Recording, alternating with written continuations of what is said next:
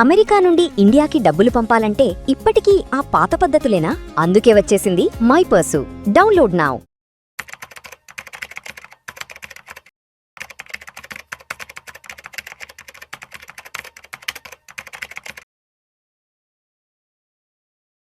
గిరిబాబు గారు నమస్తే సార్. నమస్తే అండి.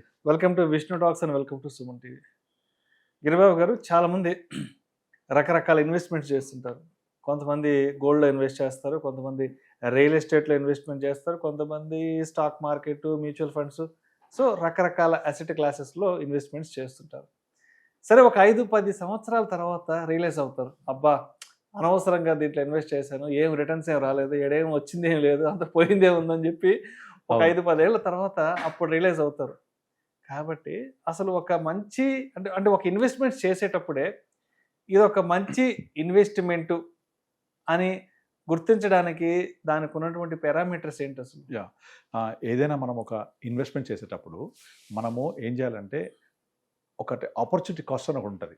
ఆపర్చునిటీ కాస్ట్ ఇదేంటంటే, నార్మల్గా నా దగ్గర ఒక ₹1,00,000 ఉన్నాయి. ఫర్ ఎగ్జాంపుల్, నేను దీన్ని ఎక్కడ ఇన్వెస్ట్ చేయాలి అని ఒక క్వశ్చన్ మార్క్ వచ్చింది. దీంట్లో అన్నిటికంటే ఈజీగా నేను ఎక్కడ ఇన్వెస్ట్ చేస్తే ఈజీగా నాకు వచ్చే రేట్ ఆఫ్ ఇంట్రెస్ట్ని ఆపర్చునిటీ కాస్ట్ అంటారు. దానికి example bank FD or post ఆఫీస్లో ఫిక్స్డ్ డిపాజిట్. మీరు వాకిన్ అయ్యి వెళ్ళి any bank, example state bank of India or any government banks or post ఆఫీస్కి వెళ్ళి ₹1,00,000 డిపాజిట్ చేస్తే ఒక ₹6,000 వస్తాయి సంవత్సరం తర్వాత. దీనికి మీరు ఏమైనా కష్టపడాలా? అక్కర్లేదు. బుర్ర ఉపయోగించాలా? అక్కర్లేదు. సో మీరు బ్యాంక్ వెళ్ళి డిపాజిట్ చేస్తే 1 year తర్వాత పక్కా ₹1,00,000కి 6,000 ఇచ్చేస్తాడు. ఇది ఎటువంటి మార్కెట్ ఒడిదులో కూడా లోబడి ఉండదు. కనుక ఈ 6,000 అనేది మీరు అత్యంత తేలిగ్గా సంపాదించగలిగే ఒక రిటర్న్ కదా. సో మీరు ఏ ఇన్వెస్ట్మెంట్ చేసినా దీనికంటే పైనే ఉండాలి. అంటే ఈ bank FD is a bench mark for your investment. ఈ బెంచ్ మార్క్ని బీట్ చేయకపోతే మీ ఏ ఇన్వెస్ట్మెంట్ కూడా సరైన ఇన్వెస్ట్మెంట్ కాదు. ఇప్పుడు చాలామంది ఏం చేస్తారు, రియల్ ఎస్టేట్ ఇన్వెస్ట్ చేస్తారు. ఒక 10-15 సంవత్సరాల తర్వాత, మీరు అన్నట్టు ఇందాక నేను 10 ఏళ్ల క్రితం కొన్నాను, అది అంత పెరగలేదు అది ఏం చెప్తుంటారు. సరే, ఆ 15 సంవత్సరాల క్రితం ఎంత కొన్నావు, ఇవాళ ఎంత ఉంది అని కనుక లెక్కేసి దాని యాన్యువల్ రిటర్న్ కనుక క్యాలిక్యులేట్ చేస్తే దాదాపుగా చాలా రియల్ ఎస్టేట్లో వచ్చే రిటర్న్స్, మెజారిటీ అన్నీ కాదు, మెజారిటీ థింగ్లో వాళ్ళకు ఆ రేట్ ఆఫ్ రిటర్న్ కనీసం ఒక 4-5% కూడా రాదు. అంటే ఏం చేస్తారు వాళ్ళు, ఎప్పుడో 2005లో 10లో కొన్నాను ఒక 10 లక్షలు పెట్టి, ఇవాళ ఒక 20 లక్షలు 30 లక్షలు ఉంది అని చెప్తారు. అంటే ఇది 10-30 అయింది లేక 10-20 అని చెప్తారు. దీన్ని బట్టి టైం ఎంత, ఒక 15-20 సంవత్సరాలు. మరి 15-20 సంవత్సరాలలో మీరు దీని యాన్యువల్ రిటర్న్ ఎంత అని కనుక లెక్కేస్తే ఏ 3-4% కూడా ఉండదు అది. కానీ అక్కడ ఏం చూస్తారు వాళ్ళు, నేను 10 లక్షలు కొన్నాను 30 అయింది, 10 కొన్నాను 20 అయింది, డబల్ అయింది, 10 కొంటే 40 అయింది అని చెప్తూ ఉంటారు. ఇది అబ్సల్యూట్ రిటర్న్, అబ్సల్యూట్ రిటర్న్. కానీ యాన్యువల్ రిటర్న్ ఎంత అంటే, నేను సంవత్సరానికి ఎంత % ఆఫ్ రిటర్న్ సాధించగలిగా ఈ ఇన్వెస్ట్మెంట్ మీద అని కనుక లెక్కేస్తే ఎట్ ఎనీ కాస్ట్ మీరు బ్యాంక్ ఇచ్చే 6% కంటే కనీసం ఒక 4-5% ఎక్స్ట్రా ఉండాలి. అంటే బ్యాంక్ 6 ఇచ్చింది అంటే మీ రిటర్న్ 12 ఉండాలి, అట్లీస్ట్ 10 ఉండాలి. 10-12% ఉంటేనే మన ఇన్వెస్ట్మెంట్ ప్రాపర్ వేలో ఉన్నట్టు. ఇప్పుడు మీరు 10-12% అని తీసుకుంటే మనం ఒక 12 తీసుకుందాం. ఎందుకంటే ఎలాగూ బ్యాంక్ వెళ్తే నాకు 6% ఇస్తున్నాడు, దిస్ మై ఆపర్చునిటీ కాస్ట్. కనుక బ్యాంక్ వెళ్ళలేదు, నేను ఇక్కడికి వచ్చా, ఇది కొంచెం రిస్కియస్ట్. ఇక్కడ నేను నా బుర్ర ఉపయోగించి రీసెర్చ్ చేసి అనేది పెట్టాను అంటే నాకు ఎంత రావాలి, అట్లీస్ట్ బ్యాంక్ వెళ్తే 6 వస్తుంది కాబట్టి దానికంటే డబల్ రావాలి ఇక్కడ నాకు, అంటే 12% రావాలి. నాకు 12% కనుక రిటర్న్ వచ్చింది అంటే నా పెట్టుబడి ఎగ్జాక్ట్లీ 6th yearకి డబల్ అయినట్టు. Rule 72 says that if you divide 72 by rate of interest is equal to వచ్చే quotient time taken to double your money. మళ్ళీ చెప్తాను, మీరు 72ని కనుక ఈ రేట్ ఆఫ్ ఇంట్రెస్ట్ కనుక డివైడ్ చేస్తే ఎంతైతే కోషంట్ వస్తుందో అది మీ డబ్బులు డబల్ అవ్వడానికి ఉపయోగపడే అవసరమయ్యే టైం అనమాట. సో 72/12 ఎంత, 6. అంటే 6 years is the time taken to double your money if you are investing at the rate of 12%. ఈ 12% కనుక సాధిస్తే మీ డబ్బులు 6 yearsకి డబల్ అవ్వాలి, మళ్ళీ 6 yearsకి మళ్ళీ డబల్ అవ్వాలి. అక్కడ నుంచి అంటే 1,02 అవ్వాలి, 2 4 అవ్వాలి, మళ్ళీ 6 4 8 అవ్వాలి. అంటే 8 రెట్లు కనుక అవ్వకపోతే ఒక 18 yearsలో మీ డబ్బులు సరైన విధానంలో ఇన్వెస్ట్ చేసినట్టు కాదు. కానీ చాలా వరకు మీరు తీసుకోండి, రియల్ ఎస్టేట్ ఎక్కడైనా నేను 15 ఏళ్ళైంది 20 ఏళ్ళైంది పెట్టాను, అప్పటి నుంచి కొంతవరకు పెరిగింది, తర్వాత ఆగిపోయింది, పెరగట్లేదు, ఇంకా వేరే దగ్గర పెట్టుంటే బాగా పెరిగేవి, కొన్ని పెరుగుతాయి. ఇదే 20 సంవత్సరాలు తీసుకుంటే కొన్ని 30 రెట్లు 20 రెట్లు పెరుగుతాయి. అప్పుడు కనుక బ్యాంక్ రేట్ ఆఫ్ ఇంట్రెస్ట్తో కంపేర్ చేస్తే మీకు నార్మల్గా ఒక 14-15% వచ్చి ఉంటుంది రేట్ ఆఫ్ రిటర్న్. 14-15 వచ్చిందంటే ఇట్స్ వెరీ గుడ్ రిటర్న్. మళ్ళీ దాన్ని దేంతో కంపేర్ చేయొచ్చు, అదే పీరియడ్లో ఉన్న మ్యూచువల్ ఫండ్స్ ఇవాళ ఎంత ఉన్నాయి, అలా మ్యూచువల్ ఫండ్స్ కనుక కంపేర్ చేస్తే లాస్ట్ 20 yearsలో మీకు చాలా number of mutual funds more than 15 ఇచ్చాయి, 15-16%. సో దాంతో కంపేర్ చేస్తే నా ఇన్వెస్ట్మెంట్ ఎలా ఉంది, ఇట్లా కంపేర్ చేసి చూసుకోవాలి. అంతేగాని నేను పలానా టైంలో 10 లక్షలు పెట్టాను, ఇవాళ నాకు 20 లక్షలు వచ్చింది, డబల్ అయింది అంటే ఎంత పీరియడ్లో అయింది కదా. ఆ ఎంత పీరియడ్లో అయింది కనుక మనం అర్థం చేసుకోకపోతే ఎట్టి పరిస్థితుల్లో కూడా మీకు ఆ రిటర్న్, ఆ ఇన్వెస్ట్మెంట్ యొక్క దాని యొక్క పొటెన్షియల్ ఆఫ్ గ్రోత్ కనిపించదు మనకు. ఇప్పుడు రీసెంట్గా ఒకటి పరాగ్ పరిక్ది ఒక వీడియో చూసాను నేను. తను ఏం చెప్తున్నాడంటే, ఒక కస్టమర్ దగ్గరికి వెళ్ళి మీరు పలానా ఇన్వెస్ట్మెంట్ చేశారు, ఇంత గ్రో అయింది అని చెప్పేసి ఆ గ్రో అయిన నెంబర్ ఒక 14% చొప్పున గ్రో అయింది, 18% చొప్పున గ్రో అయిందని ఎక్స్ప్లెయిన్ చేస్తున్నాడు తనకి. అతను ఏం చేశాడంటే, నాకు ఆల్రెడీ పీపీఎఫ్లో, ఆయన చెప్పే స్టోరీ 1990s, 80s 90s, ఆ టైంలో పీపీఎఫ్లో 14% వచ్చేది. నాకు 14% పీపీఎఫ్లో వస్తుంది కదా, నువ్వు ఇచ్చింది ఏముంది ఇక్కడ, నాకు 18 కదా, 4% కదా ఎక్స్ట్రా ఇచ్చింది, పెద్ద గ్రేట్ రిటర్న్ కాదని దాన్ని తీసిపరేశాడు. అయితే తను ఏం చేశాడంటే, ఇలా కాదని చెప్పేసి తను ఎంత పెట్టాడు, ఎంత వచ్చింది అనే అబ్సల్యూట్ రిటర్న్ కనుక తీసి అప్పుడు పీపీఎఫ్తో కంపేర్ చేస్తే, పీపీఎఫ్లో పెడితే ఎంత వచ్చిందో ఆ రిటర్న్ కంటే డబల్ వచ్చింది 18% చొప్పున లెక్కేస్తే. దగ్గర పీపీఎఫ్లో పెడితే వచ్చింది, ఆయన 10 lakhs అంత ఇన్వెస్ట్ చేస్తే అది కాస్త 18 అవుతాయి. ఇక్కడ ఇన్వెస్ట్ చేసింది 18% చొప్పున జనరేట్ అయ్యి 10కి ఆల్మోస్ట్ 8 lakhs కదా పీపీఎఫ్లో, ఇక్కడ 16 lakhs గ్రో అయింది. అంటే ఒక 4% కనుక ఎక్స్ట్రా వస్తే టోటల్ రిటర్న్ మొత్తం కూడా 14 కంటే 4 ఎక్స్ట్రా 4%, మొత్తం రిటర్న్ కూడా డబల్ అయిపోయింది.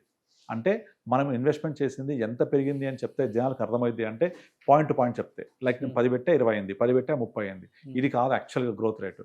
మనం చేసింది ఎంత పర్సంటేజ్ గ్రో అయింది, ఆ పర్సంటేజ్ టర్మ్స్లో కనుక అర్థం చేసుకుంటే దాని యొక్క రియల్ స్ట్రెంత్ తెలుస్తుంది.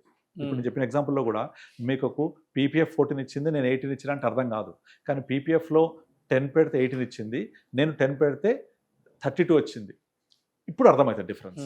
సో అందుకనే ఎల్ఐసి పాలసీ అమ్మేట వాళ్ళు ఏం చేస్తారు, మీరు మొత్తం 20 ఏళ్ల పాటు ఒక 15 లక్షలు కట్టండి, 20 ఏళ్ల తర్వాత మీకు 30 లక్షలు వస్తుంది అంటే ఇన్వెస్టర్ ఏం చేస్తాడు, 30 లక్షలు వస్తుంది ఆలోచిస్తాడు తప్ప నేను ఎంత కట్టాను, ఎంత పీరియడ్ నాకు వర్కౌట్ అయింది, ఎంత పర్సంటేజ్ వచ్చింది అని కనుక లెక్కేస్తే మీకు 5-6% కూడా దాటదు. కానీ ఆ 5-6% చెప్పరు. ఇంత పెట్టాము, ఇంత వచ్చింది, 15 సంవత్సరాల పాటు 15 లక్షలు కట్టండి, 15-30 లక్షలు తీసుకోండి, రేట్ ఆఫ్ ఎంత హార్డ్లీ 5-6 కూడా దాటదు. కానీ ఆ 5-6% చెప్పకుండా వాళ్ళు 15 కడితే 30 వచ్చిందని చెప్పడం వల్ల 30 లక్షలు చూస్తారు. అంటే ఇన్ అబ్సల్యూట్ టర్మ్స్ ఇది అన్ని చోట్ల మిస్గైడ్ చేసే టర్మినాలజీ ఇది. కనుక అలా చూడకూడదు. కనుక నాకు మినిమం ఒక 10-12% వచ్చిందా లేదా, that is the only parameter you have to check your investment. ఇది నెంబర్ 1. తర్వాత లిక్విడిటీ. ఇప్పుడు సపోజ్ నేను ఒక ఇన్వెస్ట్మెంట్ చేస్తే ఆ ఇన్వెస్ట్మెంట్ అనేది నేను ఇట్లా 3 రోజుల్లో, 5 రోజుల్లో, 10 రోజుల్లో అమ్మగలుగుతానా లేదా. సపోజ్ ఇప్పుడు నేను కనుక ఒక 2 ఏళ్లకు, 3 ఏళ్లకు, 5 ఏళ్లకు ఇన్వెస్ట్మెంట్ డబ్బులు అవసరమైతే అంటే ఎట్టి పరిస్థితుల్లో రియల్ ఎస్టేట్కి వెళ్ళకూడదు. ఎందుకు, మీరు 5 years తర్వాత అమ్మాలి అంటే వెంటనే అమ్మలేకపోవచ్చు, మనకు ప్రాబ్లం ఉంటుంది. ఇంకొక ముఖ్య లక్షణం ఏంటంటే లిక్విడిటీ అనేది తప్పకుండా ఉండాలి. ఇప్పుడు సపోజ్ మీరు ఒక 5 years తర్వాత మీ అమ్మాయి పెళ్ళి అవసరం ఉంది, 5 years తర్వాత మీ అబ్బాయికి అబ్రాడ్కి వెళ్ళాలి, ఫీజు కట్టాలి, ఇలాంటి అవసరాలు ఉంటే మీరు కనుక ఒక రియల్ ఎస్టేట్లో ఇన్వెస్ట్ చేసి నేను 5th yearకి అమ్మేస్తా అంటే డెఫినెట్లీ అలాంటి ఇన్వెస్ట్మెంట్ చేయకూడదు. ఎందుకంటే 5th year తర్వాత అప్పుడున్న పరిస్థితుల బట్టి ఆ ఇన్వెస్ట్మెంటు ఎంత పెరుగుద్ది, అమ్మగలనా లేదా, ముఖ్యంగా పెరుగుదల పక్కన పెట్టండి, నేను తగ్గినా పెరిగినా అమ్మగలగాలి కదా. ఇప్పుడు ఇదే కంపేర్ చేస్తే మ్యూచువల్ ఫండ్స్లో 5 years తర్వాత మార్కెట్ పడితే తగ్గొచ్చు అక్కడ కూడా, కానీ తగ్గినా కూడా నువ్వు అవసరానికి మేబీ ఒక % అటు ఇటుకు రావచ్చు, బట్ అమ్మగలుగుతాం కదా, ఒక బటన్ నొక్కితే విత్డ్రా అయిపోద్ది. కానీ రియల్ ఎస్టేట్ వాళ్ళు చేయగలమా, మరి 5 years తర్వాత అమ్మాయి పెళ్లి చేయాలి కదా, 5 years తర్వాత అబ్బాయిని విదేశాలు పంపించాలి చదువుకి, అలాంటప్పుడు నేను కరెక్ట్గా 5 years తర్వాత అమ్మాలి అంటే ఎట్టి పరిస్థితుల్లో బయ్యర్ లేకపోతే అమ్మలేము మనం. కనుక నేను షార్ట్ టర్మ్ గోల్స్కి చేయాలి అంటే ఈ liquidity will the biggest hurdle.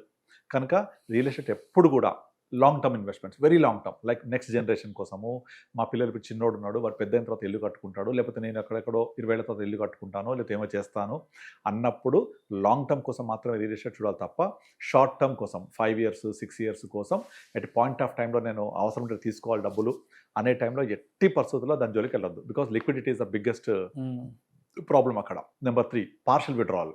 ఇప్పుడు సపోజ్ ఒక ఫ్లాట్ ఉంది, ఆ ఫ్లాట్ నేను పెరిగిన తర్వాత నాకు డబ్బులు అవసరమైంది, అవసరం కొంత డబ్బులు కావాలి, ఓ బాత్రూమో కిచెన్ అమ్మి డబ్బులు చేసుకోలేము కదా, పార్షల్గా విత్డ్రా చేయలేము కదా అందులోంచి.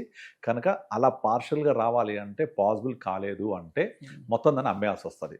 ఇప్పుడు నేను ఒక హాఫ్ ఎకర్ కొంటే అందులో ఒక 100 గజాలు పావు గజాలు అమ్మొచ్చు, కానీ దానివల్ల ప్రాబ్లం ఏమైపోతుంది, మిగతా ప్యాసేజ్ ఉండకపోవచ్చు, ప్రాబ్లమ్స్ రావచ్చు.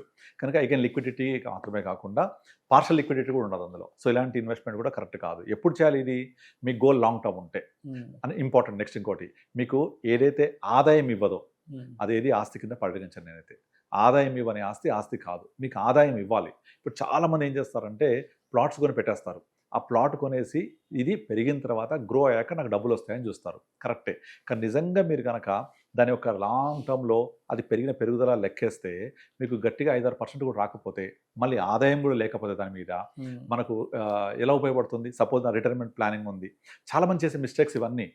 కొంతమంది రిటైర్ అయిన తర్వాత పెద్ద మొత్తం డబ్బులు వస్తాయి, రాగానే ఏం చేసావు డబ్బులు అంటే తీసుకెళ్ళి శంషాబాద్లో ప్లాట్ కొన్నా, ఫలాంచో ప్లాట్ కొన్నా. మరి ఇప్పుడు ఏం చేస్తున్నాం అంటే నాకు డబ్బులు లేవు, ఎవరిని అడిగినా ఇవ్వట్లేదు, నాకు మెడికల్ అవసరం ఉంది, ఇంకో అవసరం ఉంది, డబ్బులు దొరకట్లేదు.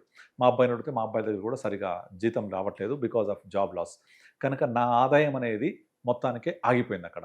కనుక ఆదాయం ఇవ్వని ఆస్తి ఏది ఆస్తి కాదు. ఇది ఎప్పుడు చేయాలి ఇన్వెస్ట్మెంటు? మనం 30 years అప్పుడు చేయాలి లాంగ్ టర్మ్ కోసం. కనుక మీ ఇన్వెస్ట్మెంట్ ఎట్టి పరిస్థితుల్లో minimum bank rate of interest కంటే డబల్ రావాలి, లిక్విడిటీ ఉండాలి, at the same time partial withdrawal option ఉండాలి అందులో, ఎట్ ద సేమ్ టైం మీరు చేసే ఇన్వెస్ట్మెంట్ ఆదాయం ఇస్తూ ఉండాలి. దీనికి flat can be good example. ఇప్పుడు ఫ్లాట్ తీసుకుంటారు చాలామంది, ఎందుకంటే నా రెంటల్ ఇన్కమ్ వస్తుంది కదా అని. కానీ మీరు కంపేర్ చేయండి, ఆ ఫ్లాట్ ఖరీదు ₹1,00,00,000 ఉంటుంది, కిరాయి 30,000 కూడా రాదు, 20,000 కూడా రాదు, అంటే హార్డ్లీ 2%, 3% కూడా రాదు. అలా కూడా కరెక్ట్ కాదు. కనుక మన అవసరాలు తగ్గట్టుగా ఏవైతే రిక్వైర్మెంట్ ఉంటుందో ఆ ప్రకారంగా మనం ఇన్వెస్ట్మెంట్ చేసినప్పుడు ఆ ఇన్వెస్ట్మెంట్కి ఉండే లక్షణాలు ఇవన్నీ అసైన్ చేసుకొని, ఈ లక్షణాలు ఉంటే దట్స్ ఎ గుడ్ ఇన్వెస్ట్మెంట్. అందుకే నా దగ్గరికి వచ్చేవాళ్ళు చాలామంది రిటైర్ పీపుల్ చెప్పే పెద్ద మిస్టేక్స్ ఏంటంటే, నేను రైట్ టైంలో రాంగ్ ఇన్వెస్ట్మెంట్ చేశాను, చేయాల్సిన టైంలో రాంగ్ ఇన్వెస్ట్మెంట్ చేశాను. నేను స్టాక్ మార్కెట్లో నేను పెట్టినప్పుడు చాలా తక్కువ ఉండేది, అప్పుడు పలానా షేర్స్ ఈ రేట్లో ఉండేవి, నేను వెయిట్ చేస్తే బాగుండేది. వెయిట్ చేయరు. స్టాక్ మార్కెట్ని ఒక డబ్బులు సంపాదించే యంత్రంలాగా చూడాలి. అంటే వాళ్ళు వచ్చి ఇన్వెస్ట్ చేసి వెయిట్ చేయాలి. ఇప్పుడు మీరు కొబ్బరి మొక్క నాటారనుకోండి, ఆ కొబ్బరి మొక్క పెరిగి పెద్దదై కొబ్బరికాయలు ఇవ్వడానికి కనీసం ఒక 7 సంవత్సరాలు పడుతుంది కదా. కానీ దాని తర్వాత అక్కడ నుంచి ఒక 200 సంవత్సరాల పాటు కాయలు ఇస్తుంది అది. సేమ్ మామిడి టెంక, ఒకసారి మామిడి టెంక నాటితే 7 years పడుతుంది ఆ చెట్టు పెద్దదై వృక్షమై పళ్ళు ఇవ్వడానికి. స్టార్ట్ అయిందనుకోండి ఒకసారి పళ్ళు ఇవ్వడం, 2 generations పళ్ళు ఇస్తుంది. అట్లాగే ప్రతిదానికి ఒక టైం ఫ్రేమ్ ఉంటుంది, ఒక లిక్విడిటీ ఉండాలి, మనకు అవసరమైనప్పుడు డబ్బులు రావాలి ఇందులో. ఇవన్నీ మనం చూసుకొని ఇన్వెస్ట్మెంట్ చేయాలి. ఎందుకంటే ఇప్పుడున్న ఈ ఆర్థిక సాంఘిక పరిస్థితుల్లో మనం ఎవరి మీద డిపెండ్ అయ్యే పరిస్థితి లేదు. మీరు ఒకసారి పెన్ పేపర్ తీసుకొని, నాకేమన్నా అయితే పలానా ముగ్గురు వచ్చి వీళ్ళు హెల్ప్ చేస్తారు మా కుటుంబానికి, రాయండి పేపర్ మీద, ముగ్గురు పేరు రాయగలుగుతారా? రాయలేము. కనుక ఈ ఇన్వెస్ట్మెంట్ అంతా కూడా మన వైఫ్కి తెలిసి ఉండాలి, ఆమెకు కూడా అర్థం అవ్వాలి, తను కూడా లిక్విడిటీ చేయడానికి ఈజీగా ఉండాలి. అలా ఒక ఇన్వెస్ట్మెంట్ చేసేటప్పుడు ఇలాంటి లక్షణాలు ఉన్నాయో చూసుకొని మనం వైఫ్తో కలిసి చర్చించుకొని ఇన్వెస్ట్ చేస్తే బెటర్గా ఉంటుంది.